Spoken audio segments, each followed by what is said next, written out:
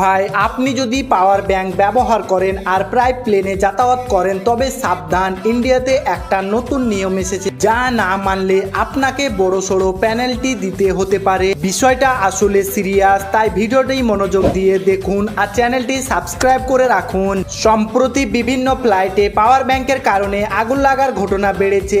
এতে আপনার নিজের জীবনের সাথে অন্য যাত্রীরও জীবন ঝুঁকিতে পড়েছে। এই কারণেই এমিরেটস এবং সিঙ্গাপুর এয়ারলাইন আগেই ফ্লাইটে পাওয়ার ব্যাংক ব্যবহার ব্যান করেছিলেন। এবার ইন্ডিয়াতে ডিজিসিএ ও কড়া সিদ্ধান্ত নিয়েছে। আপনি যদি ইন্ডিয়ার ভিতরে বা ইন্ডিয়া থেকে বাইরে কোথাও বিমানে যান তবে আপনি পাওয়ার ব্যাংক সাথে নিতে পারবেন ঠিকই, কিন্তু প্লেনের ভিতরে সেটা ব্যবহার করতে পারবেন না। সহজ কথায় প্লেনের সিটে বসে আপনি পাওয়ার ব্যাংক চার্জে লাগাতে পারবেন না, আবার পাওয়ার ব্যাংক দিয়ে আপনার ফোন ল্যাপটপ চার্জ দিতে পারবেন না। অর্থাৎ এটা ব্যাগে করে শুধু ক্যারি করা যাবে, কিন্তু চলন্ত ফ্লাইটে কোনোভাবেই অন করা বা ইউজ করা যাবে না, কারণ এর ভেতরে লিথিয়াম আয়নের ব্যাটারি ব্যবহার করা হয় যেটা ব্লাস্ট হওয়ার ঝুঁকি থাকে।